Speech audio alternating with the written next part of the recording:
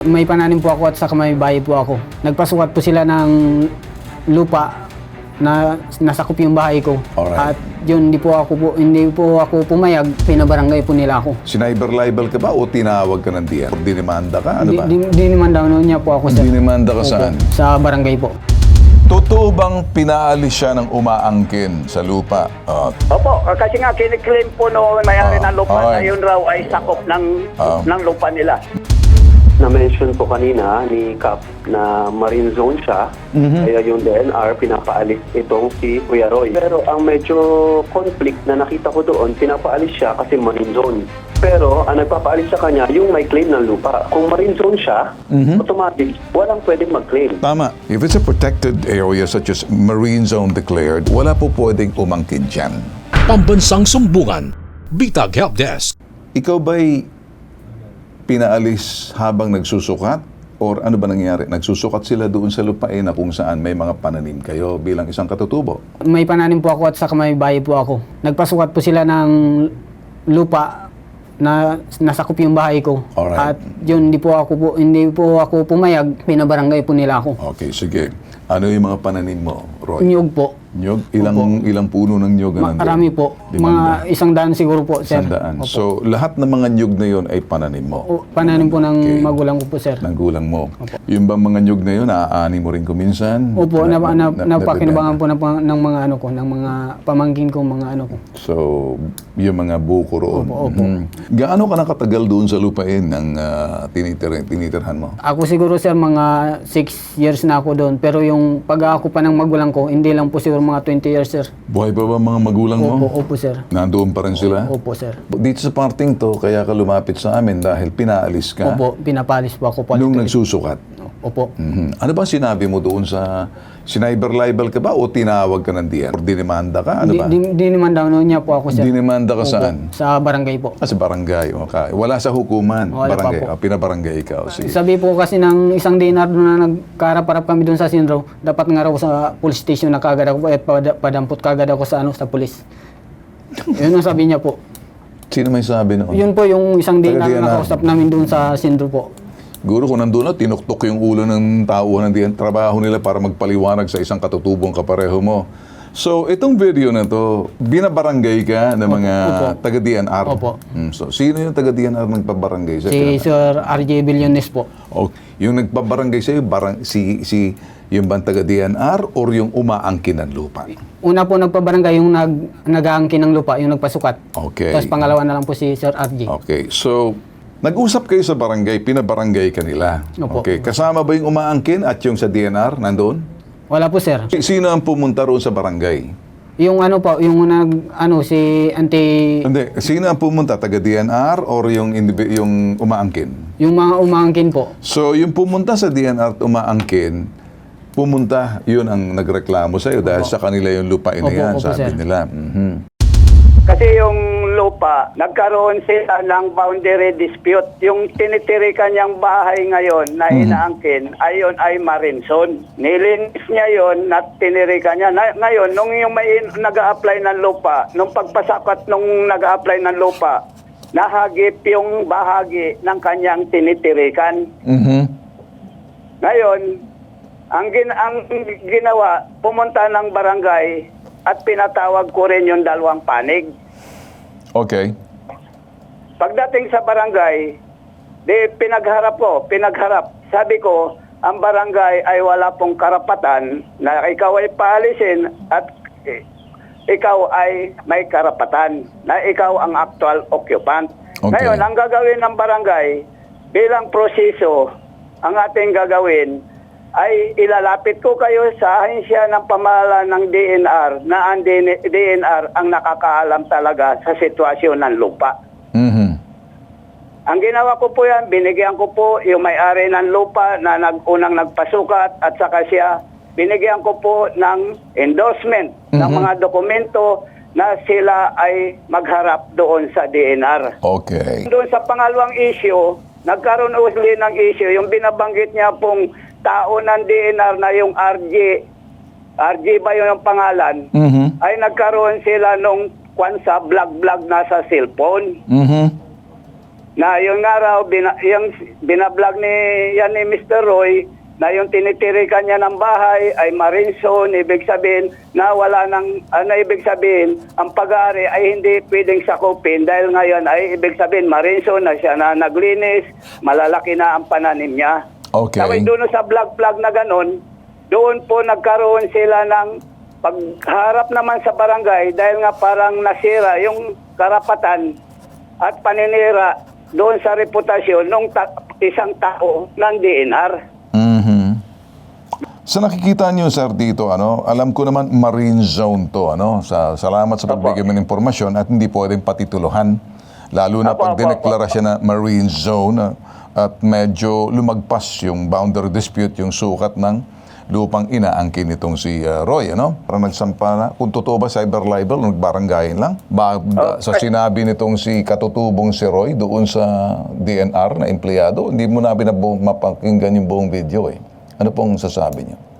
Lumalabas doon sa pagtitingin namin ng video na yun ay ang taong binabanggit niya na yung nagsukat ng lupa na tao ng DNR. Ay marami nang nag-comment doon sa cellphone na gano'n, mga buhaya, mga mukhang pera. Doon po nagkaroon ng medyo hindi maganda. Sa sinabi ba ni Roy, may sinabi ba siyang buhaya o komentaryo or yung mga nag-comment section na naglagay ng komento ng hindi na wala na sa lugar kasi pananaw na po nila yan, komentaryo na pong ginawa nila. Pero may nasabi ba si Roy na buhaya? Well, ang napanood ko lang, sir, doon sa video niya, yung mga sinabi niya lang, yung sabi nga, ba't sinukat niyo yung lupa kung kinatitirikan na ito raw ay matagal niyang inukupahan? Okay. At sabi na, dapat hindi nagpaalam po kayo. Totoo po ba, sir, pinaalis si Roy doon sa lugar nila bilang isang katutubo na ito naman ay Tagbanwa?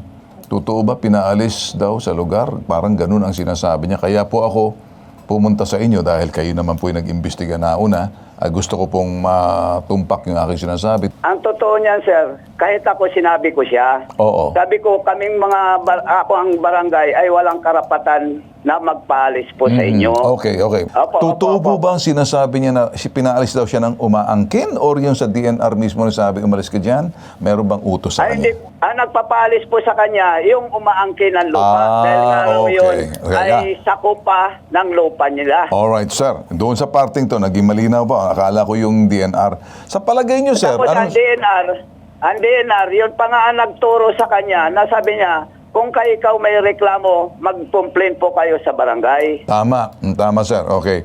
Totoo bang pinaalis siya ng umaangkin sa lupa? Opo, kasi nga kiniklaim po nung may-ari ng lupa na yun raw ay sakop ng lupa nila. Meron po bang mga papeles yung dalawa na sila ay may bayari? Or sabi nyo kasi, sir, parang boundary dispute na to, marine zone na yung parte na kung saan pareho silang mali. O baka lumagpas na lupa ni Roy, baka pareho silang umaangkin ng marine zone na hindi naman dapat. Di ba, sir? Di ba? Opo. Okay. Baka pareho silang mali, na pareho silang dapat wag umalis o pareho silang umatras dahil marine zone na yun. Protektado, preserved na po yun eh. Di ba, sir? Opo. Okay, sir. Kanina po, sir, sa pakikinig ko, actually, sir, tungkol po sa usapin ng lupa, nais ko munang alamin at verifikahin ang lahat ng kaugnay na impormasyon sa mga tamang ahensya ng pamahalaan, sir. And of course, kanina narinig na rin natin si Kapitan.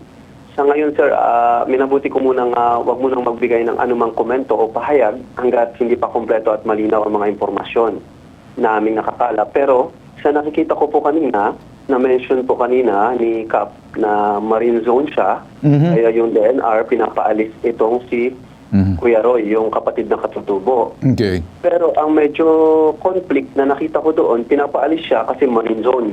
Pero ang nagpapaalis sa kanya, yung may claim ng lupa. Kung marine zone siya, automatic, walang pwedeng mag-claim. Tama. Tama po kayo, sir. Kung pagkakaintindi ko po. Yeah, protected area na po yan. Preserve as marine zone. Tama po kayo. I agree with you 100%, sir.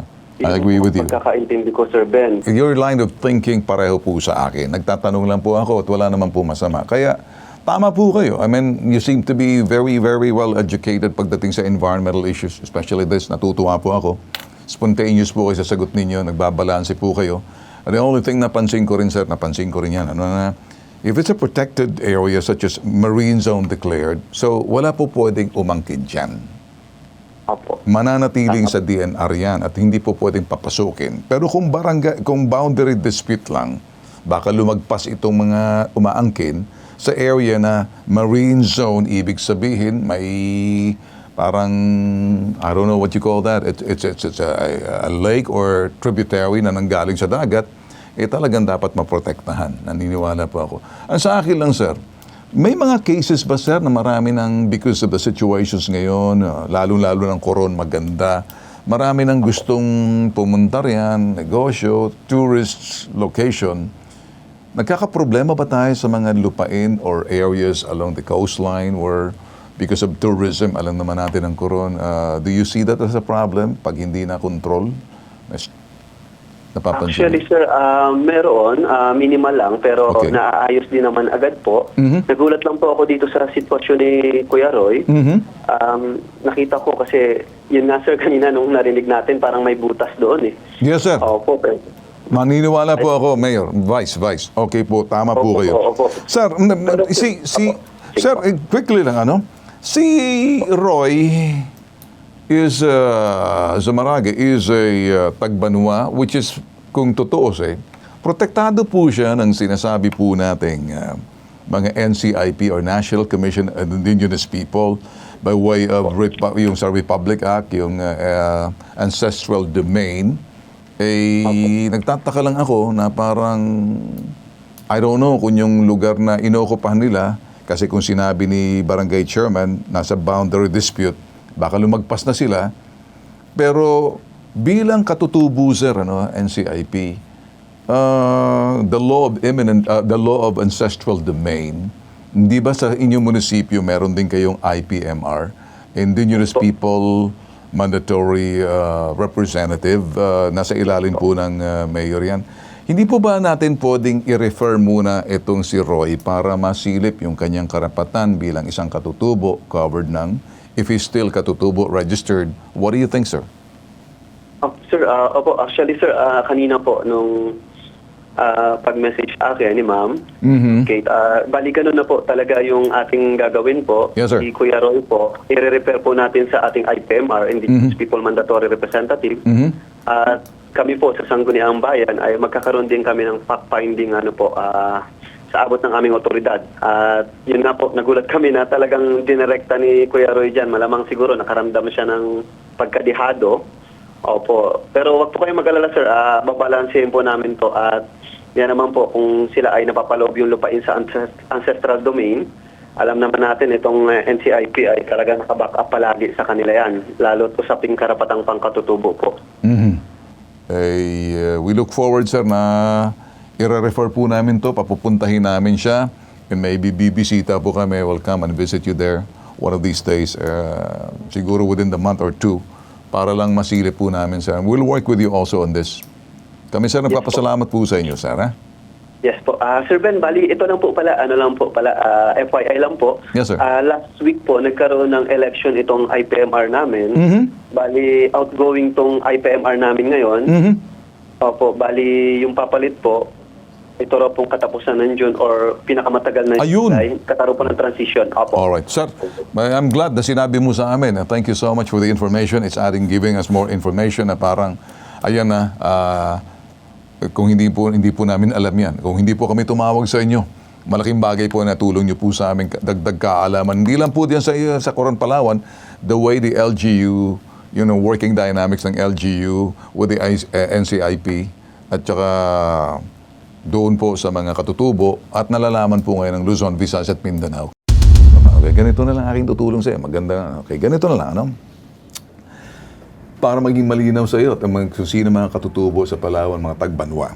Una sa lahat, may karapatan kayo bilang isang katutubo sa ilalim kayo ng National Commission on Indigenous People, NCIP. Yung mga karapatan ninyo bilang katutubo ay naaayon doon sa mga ancestral domain, yung mga lupain na kung saan ibinahagi yan, Republic Act, na dapat nandoon kayo. Ngayon, protektado kayo kasi bawat katutubo tulad ng Tagbanwa sa lugar ninyo, meron kayong representante mandato to ng batas na yung representante na itaguyod, isulong, tingnan inyong kapakanan, karapatan bilang isang katutubo para naman sa ganun, hindi kayo nadidihado patungkol sa lupa, sa ancestral domain. Okay? Yun muna.